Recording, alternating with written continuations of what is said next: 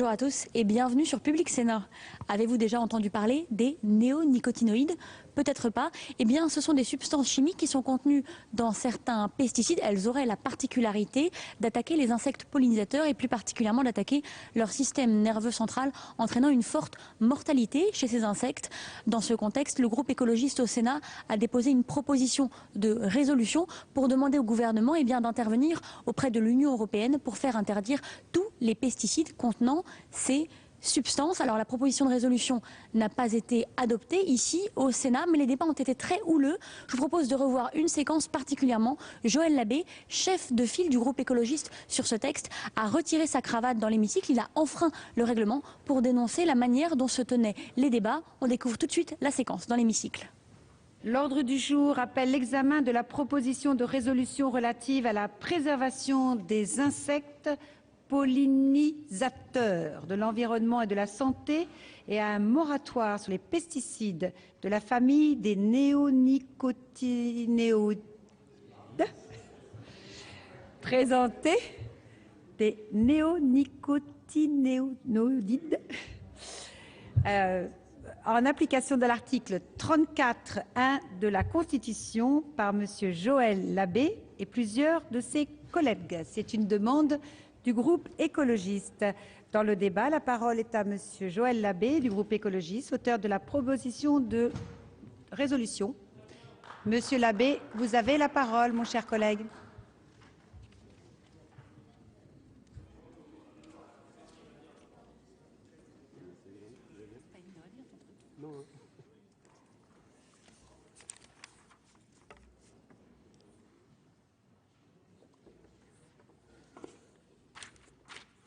Madame la Présidente, Monsieur le Ministre, mes chers collègues sénatrices et sénateurs,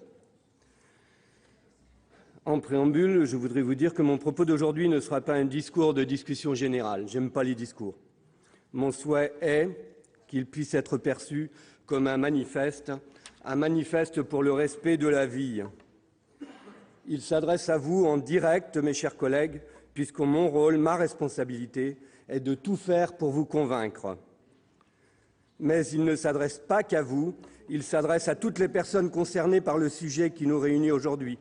En premier lieu, le monde agricole, mais aussi à l'ensemble de la population, des citoyennes, des citoyens directement intéressés par ces sujets, et ils sont nombreuses, cette population qui est foule sentimentale. Ce manifeste pour la vie s'adresse aussi tout particulièrement à nos jeunes, les générations nouvelles, qui ont soif d'idéal dans ce monde qui tangue. Et bien sûr, en perspective, aux générations futures. Pas facile de se trouver dans la situation de présenter un texte qui dérange, parce que je sais qu'il dérange. Qui dérange autant, qui dérange bien au-delà de ce que j'aurais pu imaginer. Vous commencez à me connaître, je vais le faire avec toute la force de mes convictions. Pourtant, il est tout simple, ce texte. Il ne devrait déranger personne, bien au contraire. Je vous en lis la phrase essentielle que vous devez connaître par cœur, tant elle est simple et soft. Le Sénat invite le gouvernement à agir auprès de l'Union européenne sur l'ensemble des pesticides néonicotinoïdes tant que les risques graves sur la santé humaine ne seront pas écartés. Et il y a sur l'environnement. Sur la forme, Monsieur le Ministre, ce n'est pas une injonction, c'est juste une invitation. Avec en toile de fond, bien sûr, même s'il n'est pas écrit, le principe de responsabilité. Ce principe qui est à la base même de notre rôle politique, que l'on soit dans le gouvernement, Monsieur le Ministre, ou que l'on soit parlementaire, ce que nous sommes, mes chers collègues, membres de la représentation nationale, ce qui n'est quand même pas rien.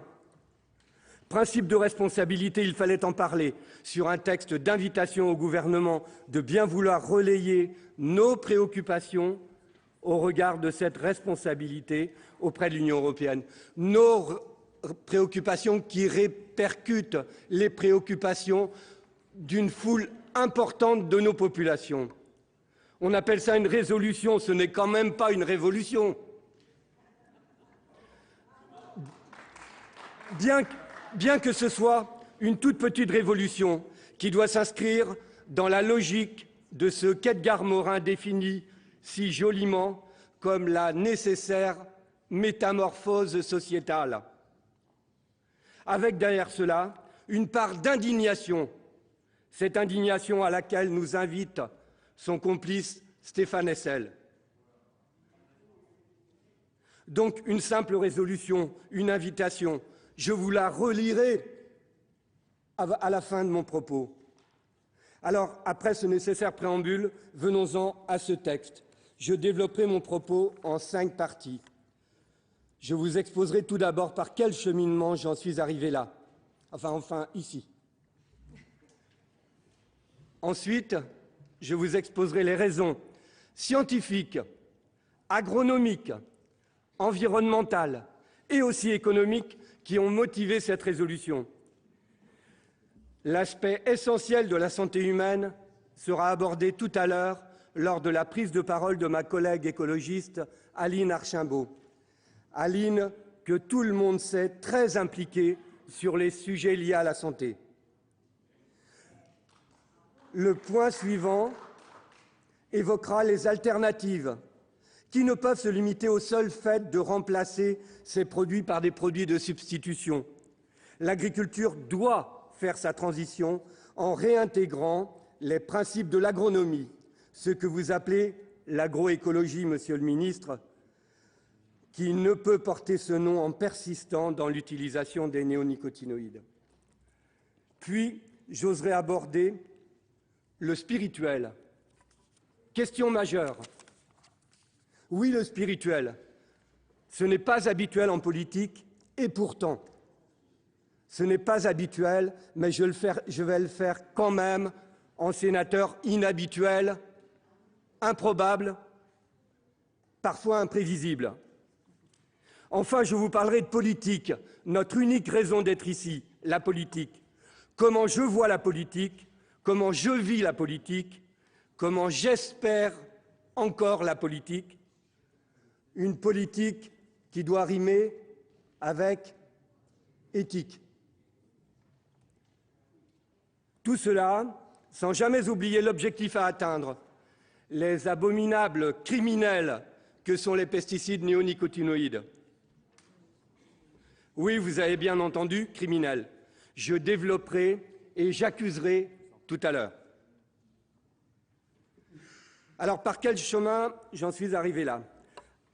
Après 37 ans d'une très heureuse et très riche vie d'élu local, moi qui n'ai eu jamais de projet de carrière politique, et n'en ai toujours pas d'ailleurs, j'ai pris le risque d'être candidat aux élections sénatoriales de 2011. Élu surprise, inattendu, je siège ici depuis 3 ans en qualité de sénateur du Morbihan. Et comme nul n'est parfait, sénateur écologiste. Dès mon arrivée, et d'ailleurs je suis heureux et fier d'être de ce groupe, dès mon arrivée en immersion dans cette majestueuse maison qu'est le Palais du Luxembourg, j'ai intégré la mission d'information sur les pesticides et leur impact sur la santé. Initialement, la mission était double, impact sur la santé humaine et impact sur l'environnement. Le volet santé humaine a été si lourd qu'en 7 mois de travail, on a dû s'y limiter. Il faudrait d'ailleurs que l'on voie à ce qu'une suite y soit donnée. Cette mission avait vu le jour à l'initiative de notre collègue Nicole Bonnefoy, sénatrice de Charente, rapporteure de la mission, et cette mission était présidée par Sophie Primas, notre collègue UMP, brillamment présidée, et c'était une mission pluripolitique. Et nous avons particulièrement bien travaillé ensemble. Lors de cette première mission, j'ai pu me rendre compte de la richesse du travail de notre Assemblée hors les murs, travail qui doit annoncer des suites législatives dans les murs. Mais comme tous mes collègues qui participaient, j'ai été particulièrement choqué ou touché d'entendre les propos de spécialistes. Le professeur Sultan, pédiatre endocrinologue à Montpellier, concernant les aspects notamment de puberté précoce. Le professeur Rémi Besson, chirurgien au CHU de Lille, spécialisé maintenant dans les malformations génitales des nouveau-nés masculins, tellement ces malformations sont nombreuses. Et aussi le docteur Nadine Ouédé, médecin spécialiste en cancer de la vessie. Derrière tout cela, c'est avéré, sont les pesticides. Sur les 109 recommandations de la mission, votées à l'unanimité, près de la moitié ont déjà été prises par les ministères Agriculture et Santé. Le reste est intégré au fur et à mesure dans les projets de loi, dont la loi d'avenir agricole, monsieur le ministre, et sous forme de propositions de loi d'initiative parlementaire. Je l'ai expérimenté en élaborant la proposition de loi visant à interdire l'usage des pesticides sur les espaces publics des collectivités à partir de 2020 et dans les jardins domestiques pour 2022. Proposition qui a été adoptée en février 2014. C'était pour moi une étape, juste une étape. Ce n'est pas mon affaire que de mettre mon nom au bas d'une loi. M'intéressant tout particulièrement aux domaines agricoles et alimentaires, j'organise chaque année un colloque au Sénat. Au printemps 2013, juste avant l'examen de la loi d'avenir agricole, le thème en était l'agroécologie, ce que doit être l'agroécologie. Le 5 juin 2014, le colloque que j'organisais en lien étroit avec l'Union nationale des apiculteurs français s'intitulait « Pour une agriculture respectueuse des pollinisateurs ».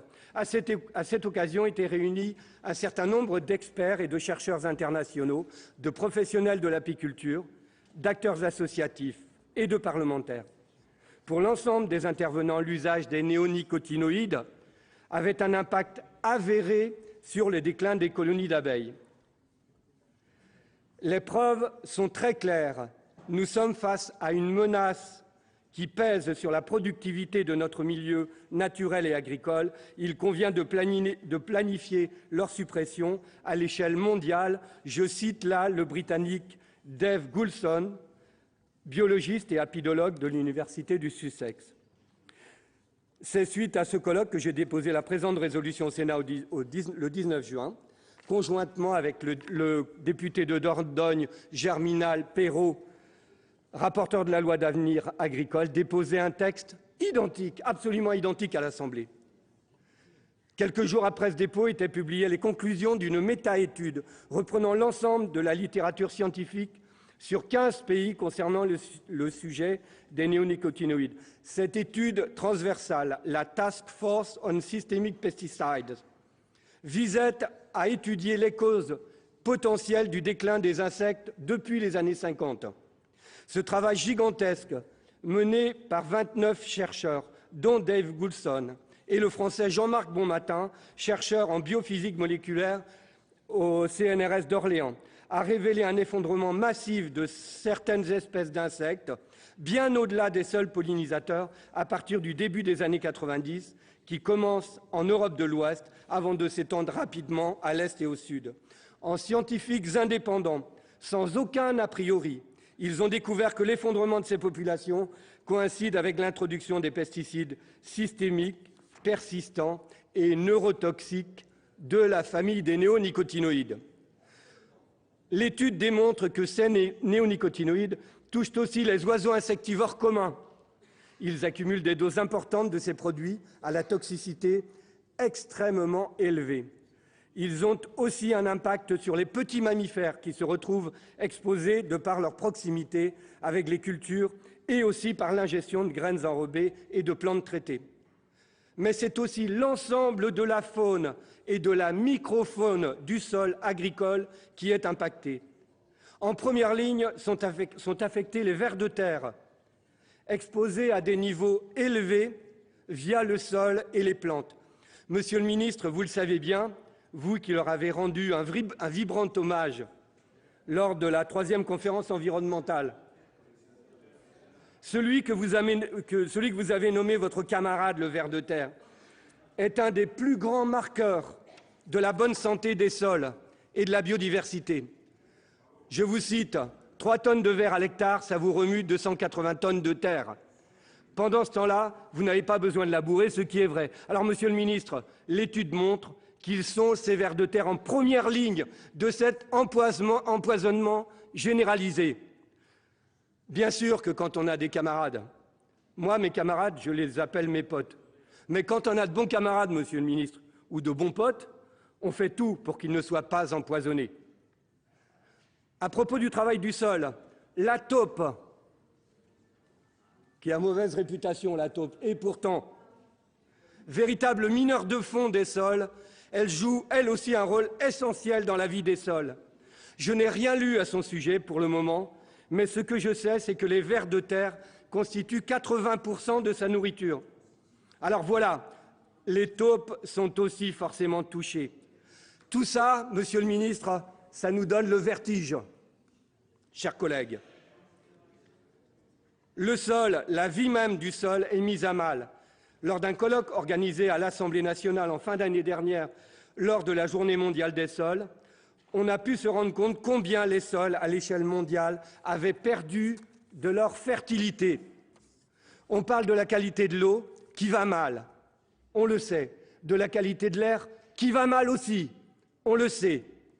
On en oublie la qualité du sol qui va très mal. Il va falloir faire quelque chose et de manière globale.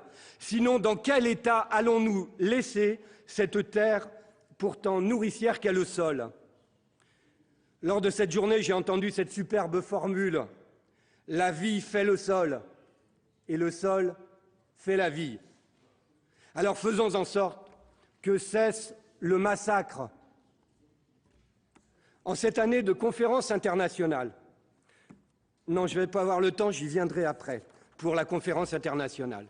En tout cas, la question de la fixation du carbone dans les sols ne peut se faire qu'à la condition qu'on les maintienne vivants et donc qu'on arrête de les empoisonner. Je pèse mes mots et j'accuse.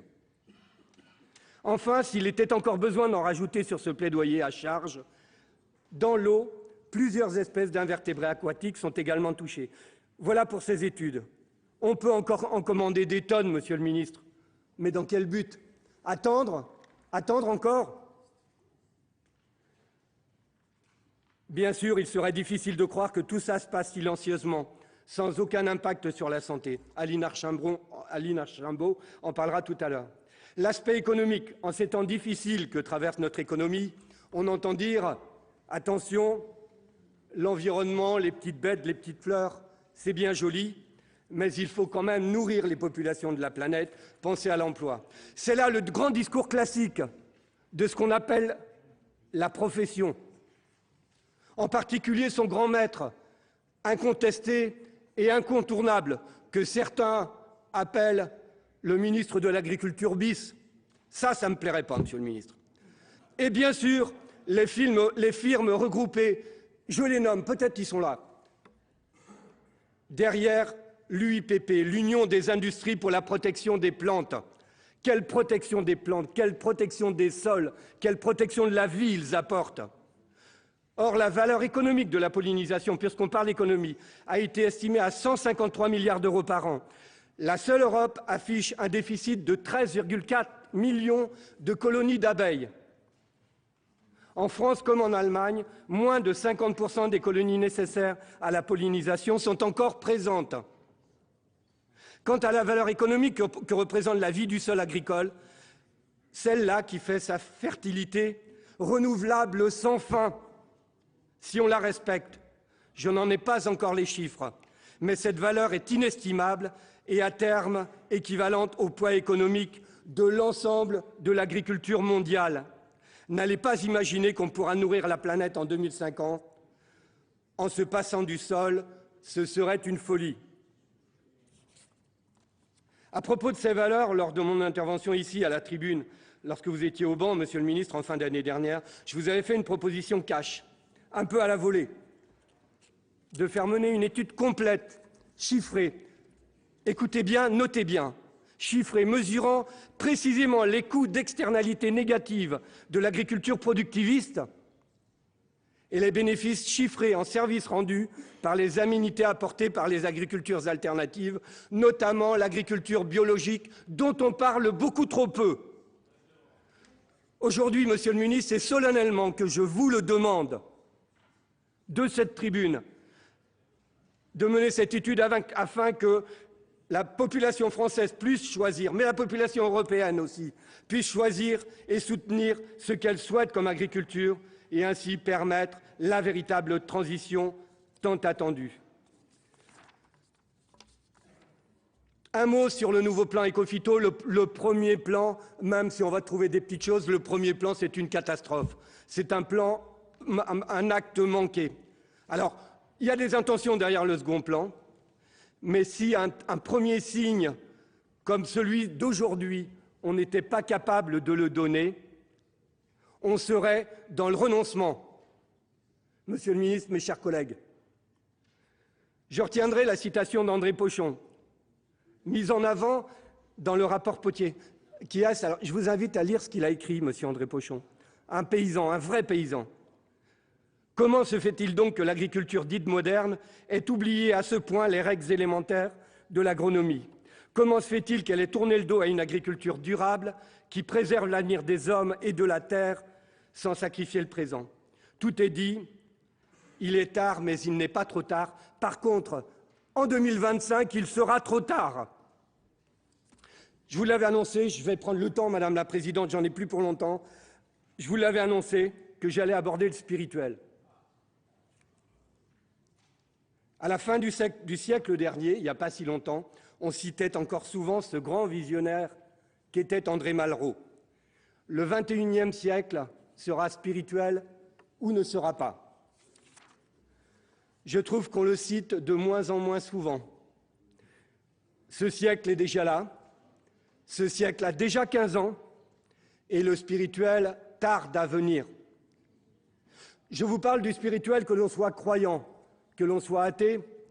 Alors il fallait que je trouve une autre des définitions, celle qui me convient, ou que l'on soit agnostique, mène vers le respect des équilibres naturels dans cette magnifique alchimie qui fait les équilibres de la vie.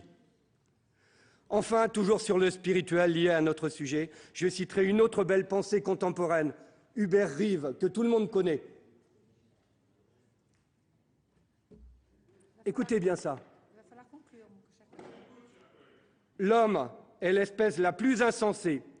Il vénère un Dieu invisible et massacre une nature visible, sans savoir que cette nature qu'il massacre est ce Dieu invisible qu'il vénère.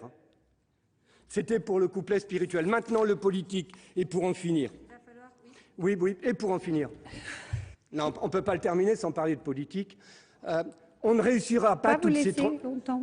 Vous pouvez ricaner, je continuerai. On ne pourra pas réussir nos transitions, qu'elles soient climatiques, écologiques, agricoles, énergétiques, sans réussir la transition politique. Et là, on a du boulot. Je vous ai dérangé sur les bancs, pas vous, vous êtes là peut-être. Je sais que j'en ai dérangé un certain nombre par la demande de ce vote à scrutin public, pour que chacun puisse voter en son âme et conscience. Parce que derrière moi, c'est à la conscience que je m'adresse, parce que moi, je suis dérangé avec ma propre conscience de laisser faire tout ça comme ça. Et donc, je le crierai, c'est pas le mot, je le dirai toujours plus fort. Monsieur le ministre, ce que j'attends, ce que j'espère encore, par rapport à ce texte-là, que ce soit au moins un avis de sagesse qui soit donné à l'Assemblée des sages, et qu'au moins l'Assemblée des sages se détermine. Je tiens à vous dire, moi je vous apprécie, je vous respecte. Par contre, l'esprit de cette maison commence à me déranger. Alors, il y a des symboles, des fois il faut poser des actes, Madame la Présidente, il y a des symboles. La cravate est obligatoire ici, heureusement. Alors, moi j'ai fait des efforts, je n'étais pas habitué pour la porter.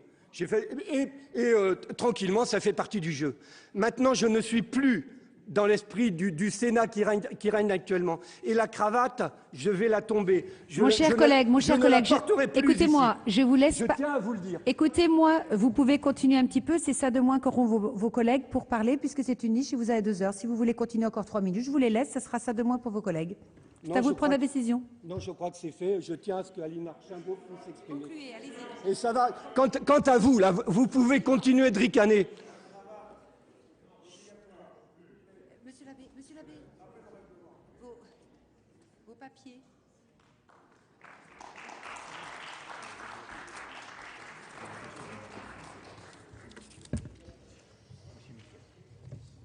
Mes chers collègues, dans la suite du débat, la parole est à Monsieur Gérard Miquel pour le groupe socialiste. Vous avez la parole, mon cher collègue.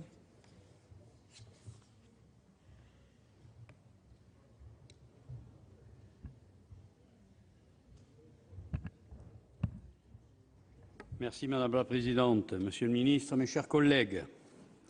La proposition de résolution qui nous est soumise aujourd'hui par Joël Labbé et un certain nombre de nos collègues aborde une problématique très importante qui occupe de plus en plus nos débats et suscite toujours plus d'attentes de la part de la société civile. La question de l'impact des pesticides sur notre santé et notre environnement est en effet majeure. Elle est au carrefour de très nombreux enjeux et pose des questions complexes qui nous concernent tous, en tant qu'élus et en tant que citoyens. Comment faire face aux nouveaux défis environnementaux qui s'imposent à nous ? Quel modèle agricole et alimentaire voulons-nous ? Comment concilier protection de notre biodiversité et productivité agricole ? Toutes ces questions, nous les posons tous, notamment au travers des différents textes de loi que nous examinons. Le groupe socialiste du Sénat est particulièrement sensible à cette question des pesticides et l'a démontré avec force ces dernières années. En 2011, à la demande de notre groupe, une mission commune d'information sur les impacts des pesticides sur la santé et l'environnement a été créée. En octobre 2012, notre collègue Nicole Bonnefoy rendait un rapport fort d'une centaine de recommandations. En juillet dernier, nous nous félicitions de voir de nombreuses préconisations se concrétiser d'ores et déjà dans la loi d'avenir agricole. Par ailleurs, toujours dans le cadre de cette loi, de nombreuses avancées ont été portées par les sénateurs socialistes et j'y reviendrai plus longuement tout à l'heure. Cette PPR aborde toutefois la question plus précise des néonicotinoïdes, une famille particulière d'insecticides utilisés en agriculture pour traiter des semences, des sols ou en pulvérisation. Cette famille de produits intéresse plus particulièrement les apiculteurs qui y voient un danger majeur pour les abeilles. L'Union nationale des apiculteurs de France a d'ailleurs été particulièrement active à l'élaboration de cette PPR et nous pouvons le comprendre. Le monde apicole traverse en effet une crise depuis plusieurs années. La chute démographique de la population d'abeilles est très significative en France comme dans le reste du monde.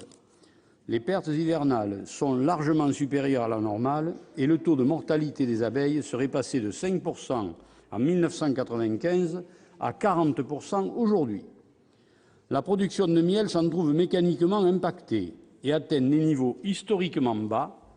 En 20 ans, elle aura été divisée par près de 3, en passant de 35 000 tonnes par an dans les années 90 à 15 000 tonnes en 2013 et, selon certaines projections, 10 000 tonnes en 2014.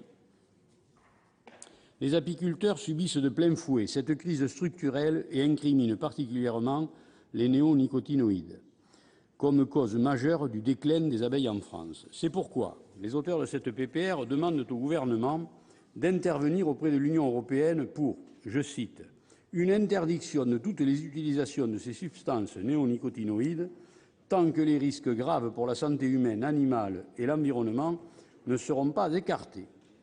Mes chers collègues, nous sommes tous conscients de la situation dramatique dans laquelle se trouvent plongés nos apiculteurs. Nous sommes, j'en suis sûr, tous d'accord pour dire que des actions de soutien à la filière apicole doivent être mises en œuvre pour préserver nos apiculteurs, qui font vivre nos territoires et participent par là même à la préservation de notre biodiversité. Pour autant, les néonicotinoïdes ont un impact sur la santé des insectes pollinisateurs. Il ne faut pas imputer à ces seules substances la responsabilité du déclin de leur population depuis plusieurs années. Les études scientifiques tendent largement à démontrer que les causes sont multifactorielles. Pesticides, frelons asiatiques, varroa, prédateurs, champignons parasites ou encore changement climatique. C'est pourquoi j'en viens ici à la position majoritaire du groupe socialiste du Sénat sur ce texte. Nous ne pouvons pas soutenir en l'état cette PPR. Je tiens tout de suite à préciser que cette position ne tient pas à des raisons de fond, mais bien à des raisons de forme. Nous partageons en effet tous l'impérieuse nécessité de préserver nos insectes pollinisateurs, indispensables à un bon équilibre écologique. Par ailleurs, et d'une manière générale, nous sommes également tous d'accord pour dire que nous devons réduire significativement l'impact des pesticides sur notre environnement et notre santé. Pour autant, nous sommes nombreux à penser que s'il faut agir avec force et conviction, nous devons également user de patience et de concertation. Sur ces questions, la décision ne peut être unilatérale car elle implique une multitude d'acteurs. À titre d'exemple, si nous étions en possibilité de voter une telle interdiction, car nous ne le sommes pas, comme je vous l'indiquerai dans quelques instants, quelle solution alternative serions-nous en mesure de proposer à nos agriculteurs qui ont aujourd'hui recours à ce type de produits pour le maïs, le colza, l'orge ou le blé d'hiver? Beaucoup s'inquiéteraient de cette interdiction de principe et dénonceraient une distorsion de concurrence entre eux et le reste des agriculteurs européens. Bien évidemment, si un enjeu de santé publique majeur est constaté, il faut agir vite, et nous l'avons déjà fait. Mais si tel n'est le cas, il faut privilégier le dialogue pour faire bouger les lignes dans la durée. C'est ainsi que s'est engagée la France depuis plusieurs années sur la scène européenne, et je tiens à saluer ici le travail de notre ministre de l'Agriculture sur ce sujet. Je tiens en effet à rappeler que la réglementation européenne ne permet pas aux États membres d'autoriser ou d'interdire une substance active, en l'occurrence ici les néonicotinoïdes. Les États membres ont seulement la possibilité de se prononcer sur les produits en eux-mêmes. Et cette possibilité, nous en avons déjà usé.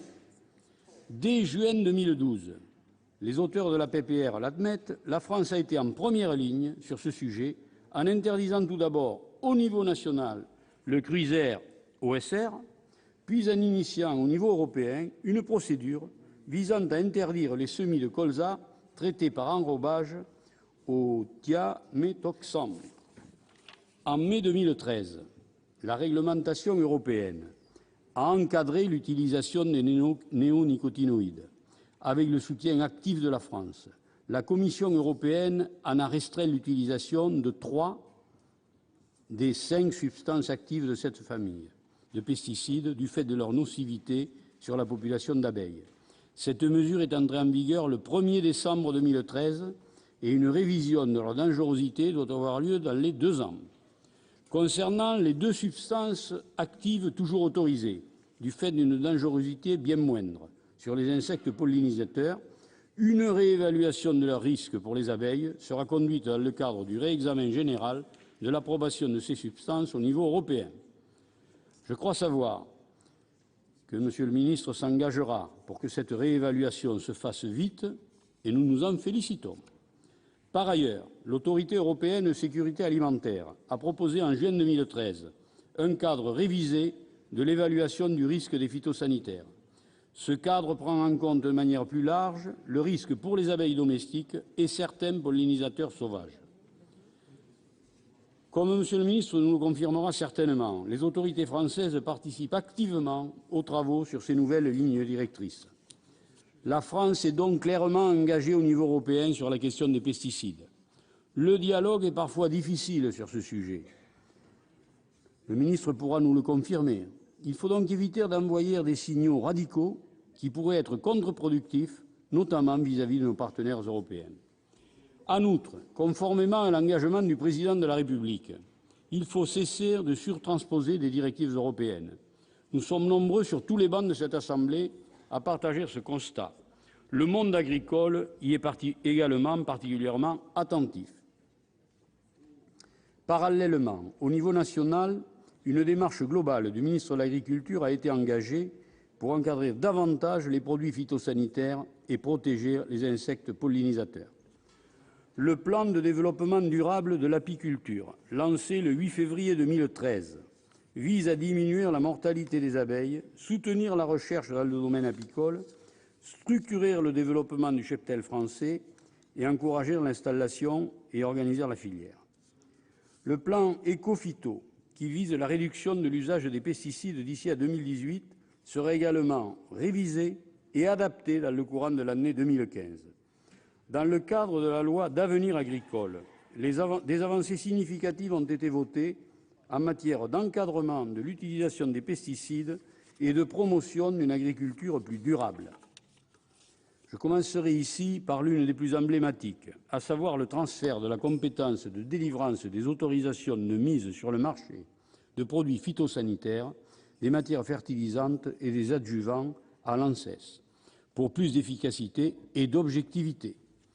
Les ministres en charge de l'agriculture, de l'environnement ou de la santé pourront continuer à prendre des mesures de restriction et d'interdiction de ces produits en cas de risque avéré pour la santé publique et l'environnement. Ils garderont leur rôle en matière de définition des risques acceptables, d'approbation des substances actives au niveau communautaire ou encore de la mise en œuvre de politiques publiques à travers le plan Éco-Phyto.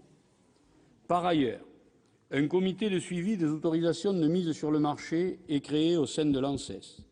Il aura vocation à faire la synthèse de l'ensemble des éléments d'appréciation permettant de prendre des décisions fondées sur l'intérêt public tout en assurant la cohérence des actions à mener une fois les autorisations délivrées. De plus, cette loi consacre le projet agroécologique, cher à notre ministre de l'Agriculture, dont la définition désormais inscrite dans le Code rural est la suivante. Je cite : « Un système de production qui doit privilégier l'autonomie des exploitations agricoles et l'amélioration de leur compétitivité en diminuant la consommation d'énergie, d'eau, d'engrais, de produits phytopharmaceutiques et de médicaments vétérinaires, en particulier les antibiotiques. » La création des groupements d'intérêt économique et environnemental vient d'incarner ce projet et permettra d'opérer une modification durable de nos systèmes de production. Il faut également noter la création, à l'initiative du groupe socialiste du Sénat, d'un dispositif de phytopharmacovigilance, dont la mission sera de surveiller les effets indésirables des produits phytosanitaires sur l'homme et l'environnement. Toujours à notre initiative, les missions de ce dispositif ont été étendues à la santé des abeilles domestiques. Le groupe socialiste du Sénat a également instauré le principe d'une présentation par l'ANSES d'un rapport annuel au Parlement, rendant compte de ses activités relatives à l'évaluation, la mise sur le marché et le suivi des effets sur la santé après leur mise sur le marché des produits. La loi oblige le détenteur d'agrément à participer à la réalisation des objectifs du plan Éco-Phyto, renforce la traçabilité des produits phytosanitaires ou encore exige que les distributeurs délivrent un conseil global, spécifique et individualisé à tous les utilisateurs professionnels.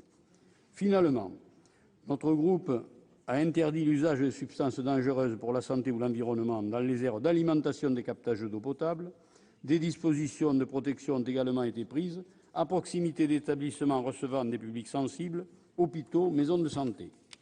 En conclusion, et vous l'aurez compris, le groupe socialiste ne soutiendra pas, dans sa grande majorité, cette proposition de résolution. Si nous partageons totalement dans le fond son ambition, nous restons cependant très réservés sur sa forme. Comme je viens de l'évoquer, des avancées significatives ont déjà été obtenues et Joël Labbé, qui a participé activement aux travaux sur la loi d'avenir agricole, peut le confirmer. Or, et certains pourront le regretter, nous ne pouvons pas agir seuls sur ces questions. La réglementation européenne ne nous le permet pas. Nous devons au contraire privilégier le dialogue et la pédagogie. C'est ce que fait le gouvernement français et particulièrement Stéphane Le Foll, notre ministre de l'Agriculture, en demandant notamment actuellement la réévaluation des substances actives de la famille des néonicotinoïdes. C'est en ce sens que la France a pris totalement part aux négociations européennes sur le sujet, et c'est en ce sens que nous souhaitons que l'action de la France se poursuive. C'est pourquoi, dans un souci de clarté et de lisibilité, le groupe socialiste du Sénat déposera prochainement une proposition de résolution pour expliquer davantage son positionnement. Et je voudrais, à la fin de mon propos, citer Victor Hugo. Victor Hugo, à propos du manteau de Napoléon III, qui était parsemé d'abeilles, disait « Abeilles, piquez-les, piquez-le, toutes en même temps ». Merci, mon cher collègue. La parole est à Monsieur Daniel Grémier pour le groupe UMP. Vous avez la parole, mon cher collègue.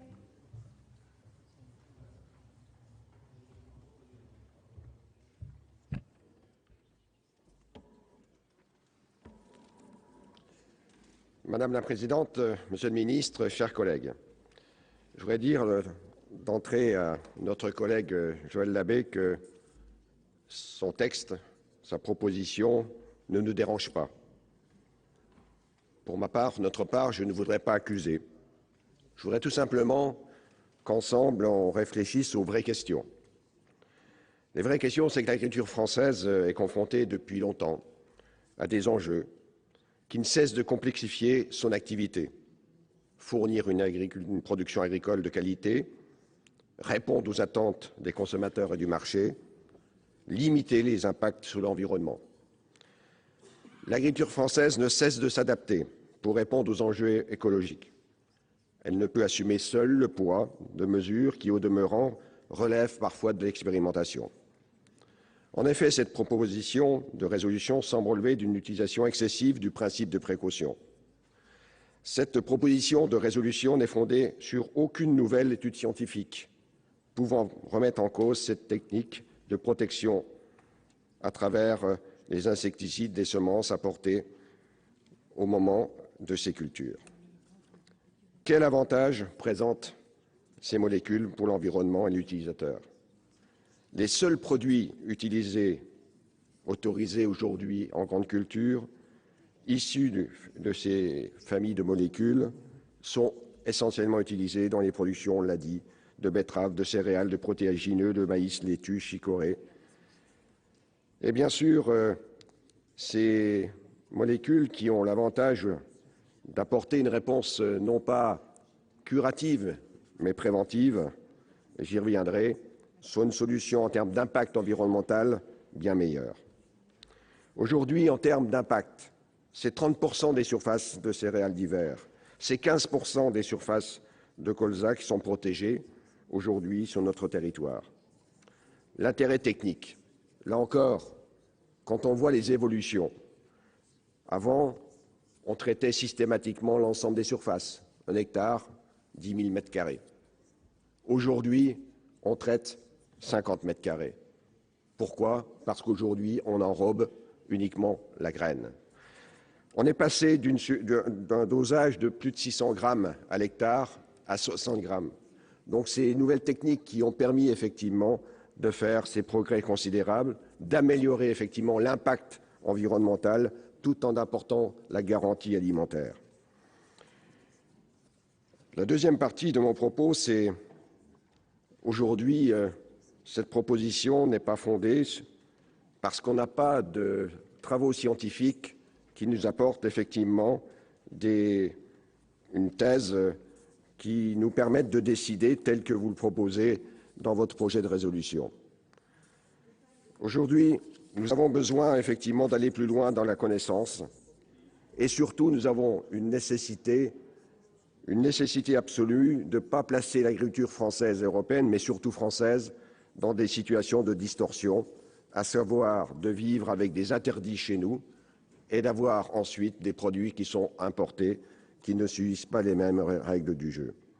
C'est la même chose d'ailleurs sur le débat des OGM. On n'a pas le courage de le dire, mais quand on voit aujourd'hui les impacts que ça peut avoir sur la performance de notre agriculture, c'est absolument considérable.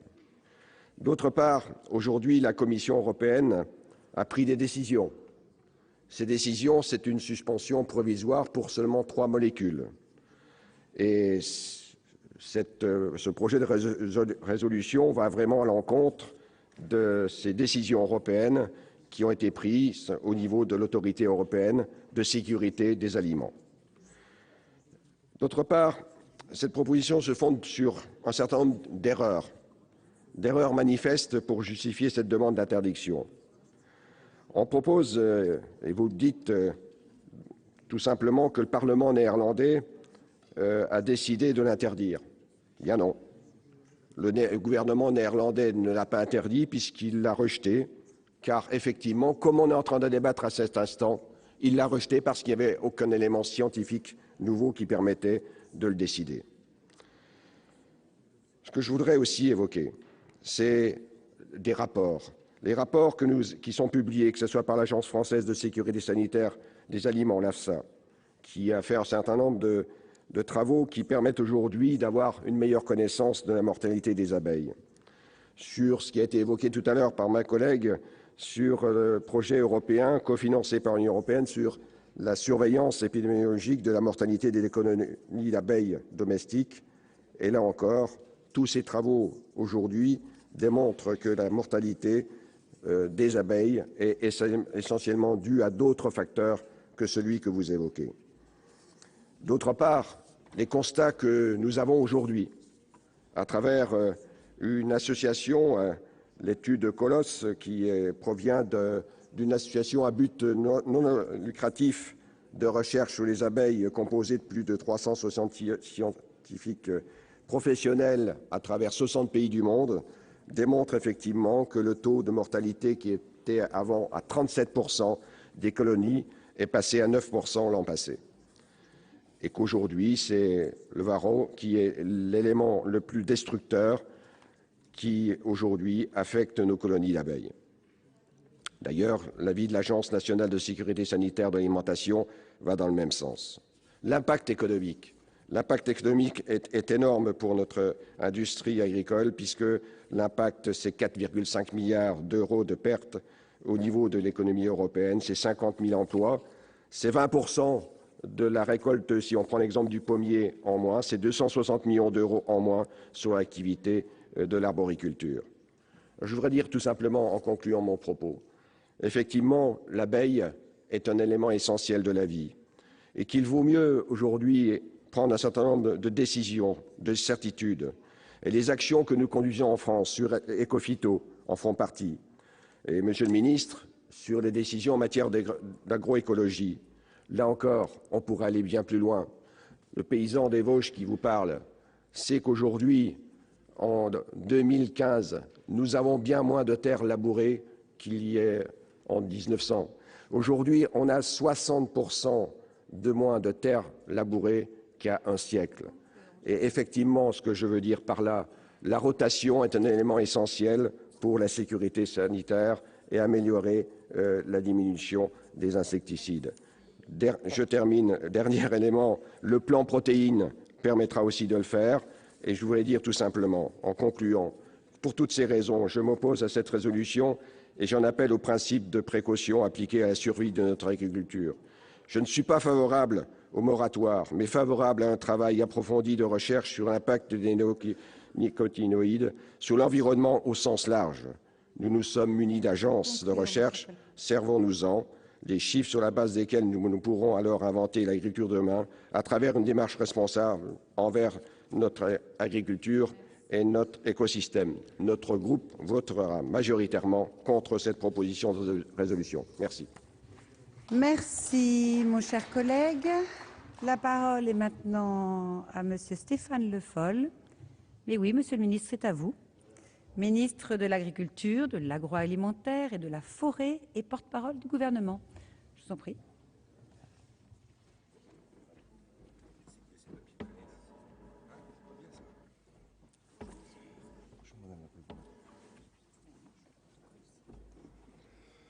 Madame la Présidente, Mesdames, Messieurs, on est donc réunis cet après-midi pour discuter d'un sujet, ça a été rappelé, qui, au fond, fait consensus dans le sens où chacun a bien conscience du risque qui existe, de l'utilisation d'un certain nombre de molécules, de pesticides, qui ont des conséquences négatives, que ce soit sur un certain nombre de pollinisateurs, voire sur les perturbateurs endocriniens, ça a été évoqué, sur la santé humaine.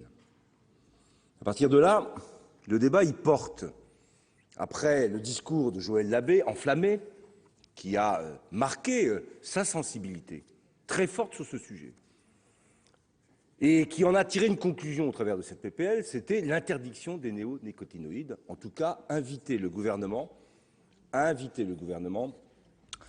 agir au niveau européen pour l'interdiction. Le débat donc porte sur ce sujet. Chacun ayant, et ça a été rappelé par M. Savary, des arguments scientifiques qui peuvent aller dans un sens ou dans l'autre. Moi, je vais rappeler ce qu'est la position du gouvernement et pourquoi, justement, je ne souhaite pas qu'on adopte cette PPL. Non pas que je n'ai pas conscience des risques, que je n'ai pas conscience non plus de la nécessité d'agir, mais que pour agir efficacement, parce qu'au fond, c'est ça qu'il faut avoir en tête, il faut de la méthode et il faut un ordre dans les choses, à chaque fois, en particulier au niveau européen. Lorsqu'on s'engage dans un débat européen, il faut qu'au bout du compte, on ait, pour atteindre la cible, la majorité qui va avec. Si je prends la question des pollinisateurs, et en particulier des abeilles, qui a fait l'objet d'ailleurs de beaucoup d'interventions, c'est vrai que la France a vu une mortalité des abeilles s'accroître fortement. Et la production de miel baisser, elle aussi, fortement. Le premier constat que le ministre de l'Agriculture a fait, c'est qu'il y a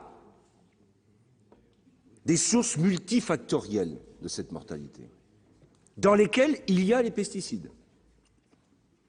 J'en étais tellement convaincu que lorsque je suis arrivé comme ministre de l'Agriculture, j'ai interdit ce qu'on a appelé le cruiser OSR, qui est une molécule, thiaméthoxam, un néonicotinoïde, un enrobage pour le colza, qui, de manière très claire, après un rapport de l'ANSES, avait comme conséquence de perturber les capacités des abeilles à pouvoir rentrer aux ruches, et donc était un facteur de leur mortalité. Interdiction. Mais comme je connais le débat à l'échelle de notre pays sur vous interdisez en France et puis après à l'échelle européenne, les autres peuvent utiliser des produits que nous, on n'a pas le droit d'utiliser, on a engagé une démarche à l'échelle européenne. Sur la base d'ailleurs, là aussi, des recherches qui avaient été menées au niveau de l'ANSES et donc à l'échelle européenne au niveau de l'EFSA, qui ont fait qu'on a, sur 3 molécules sur les néonicotinoïdes, pris des décisions fortes au regard des risques pour les pollinisateurs et qui ont conduit à réduire l'utilisation de ces néonicotinoïdes à l'échelle européenne pour toutes les cultures attractives pour les abeilles. Aujourd'hui, elles ne peuvent plus, ces substances, être utilisées en période de floraison. Pour les cultures restantes et pour les céréales à paille, les semis ne peuvent se faire qu'à la période de forte activité des abeilles. Et donc, elles ne peuvent être utilisées, ces molécules, que dans des périodes précises et l'interdiction de semer des semences enrobées se fait entre janvier et juin. Donc, des décisions, non seulement ont été prises en France pour le colza, mais ont eu un prolongement à l'échelle européenne. Et nous sommes dans cette situation-là aujourd'hui. 3 substances, je l'ai dit, néonicotinoïdes, et la PPL vise à interdire toutes les substances. On a déjà restreint l'usage des néonicotinoïdes pour tout ce qui touche les pollinisateurs.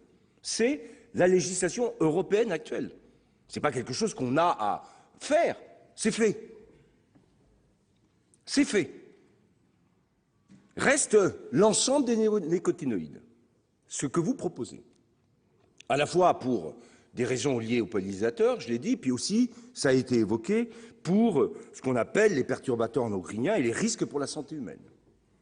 Pourquoi, au fond, à partir de ce qui existe aujourd'hui, je ne suis pas favorable à ce que le Parlement, le Sénat, ici, adopte une position qui vise à agir pour interdire. Parce que ça consisterait à dire, sur cette question des néonicotinoïdes, et en particulier sur les pollinisateurs, qu'il y a un effet causal direct entre néonicotinoïdes et mortalité. Je l'ai dit dès le début, je le sais, et vous le savez. On a au contraire une analyse qui confirme, à chaque fois que j'ai pu discuter avec tous les spécialistes, la multifactorialité des causes de mortalité. Donc si je rentre dans l'idée simple qui consiste à dire si j'interdis les néonicotinoïdes, je n'ai plus de mortalité des abeilles, ce n'est pas un sujet en soi, c'est un problème par rapport au sujet lui-même. Et je tiens à être sur le fond de ces questions. Il faut qu'on continue à progresser. Et pour le faire de manière régulière, il faut qu'on soit capable d'offrir des alternatives. C'est tout le débat sur le biocontrôle. Et ça manque. Et c'est pour ça, pour la première fois, dans ce plan, lié d'ailleurs au débat que nous avons eu ici sur la loi d'avenir, va être mis en œuvre ce qu'on a appelé les certificats d'économie de produits phytosanitaires, expérience qui va être conduite J'ai bien vu d'ailleurs qu'il y avait des réactions qui n'étaient pas du tout favorables à la mise en œuvre de ce plan, mais j'irai au bout de ce que nous avons voté et discuté ensemble, ici au Sénat, et qui est dans la loi d'avenir, et qui mérite qu'à partir de là, chacun se responsabilise sur la réduction des phytosanitaires, tout confondu. Parce qu'il y va d'une question de modèle derrière. C'est ce qu'évoquait Joël Labbé. C'est une pensée globale qu'on doit avoir. C'est une démarche générale, transversale qu'on doit avoir. Ça ne se fera pas uniquement en décidant à un moment donné d'interdire. Ça se fait parce qu'on est capable à la fois de savoir là où on veut aller et en même temps de construire le chemin et la dynamique qui va nous permettre d'y arriver. C'est pourquoi, sur ce débat, et ça a été dit d'ailleurs par beaucoup d'intervenants, il est intéressant. Et après tout, le fait d'avoir joué l'alerte et d'avoir invité à aller le plus loin possible sur l'interdiction, ça permet de discuter.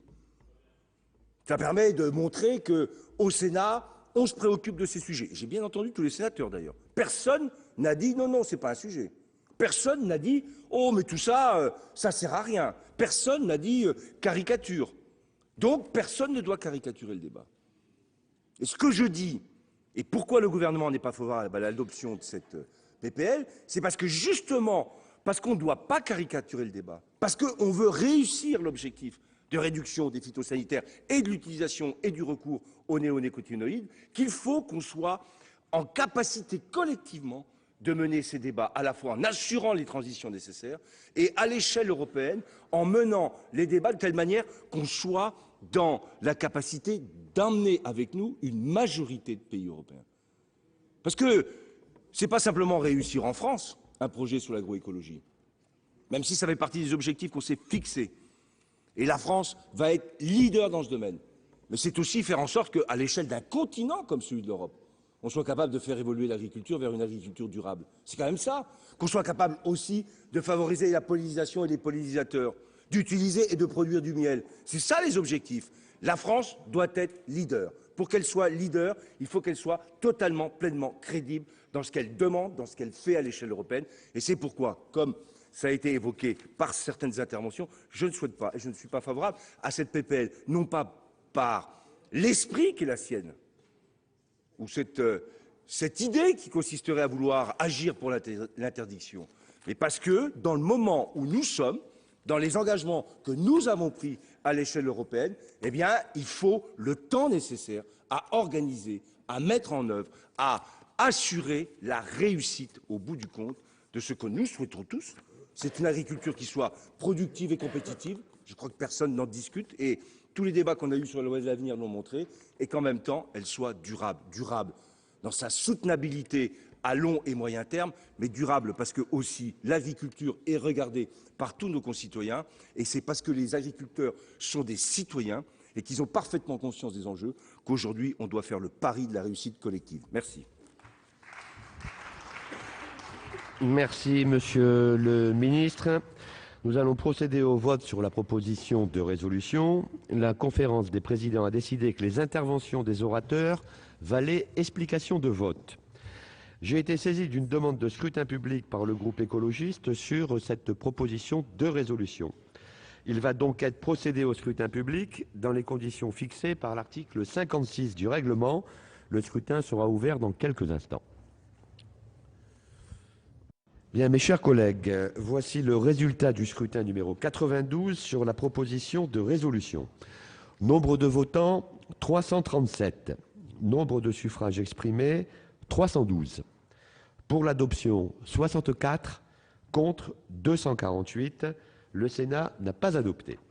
Voilà pour cette proposition de résolution sur l'interdiction des pesticides contenant des néonicotinoïdes, les néonicotinoïdes qui seraient accusés d'intervenir sur le système nerveux central des abeilles et de créer une forte mortalité chez les abeilles. La proposition a été rejetée. Elle visait à demander à la France d'intervenir auprès de l'Europe pour faire interdire tous les pesticides contenant cette substance. Les débats ont été très houleux. Joël Labbé, sénateur écologiste, chef de file sur ce texte, a même retiré sa cravate en matière de protestation. Vous pouvez tout revoir et revoir toutes les séances sur notre site publicsénat.fr. Très bonne journée à vous sur les chaînes parlementaires.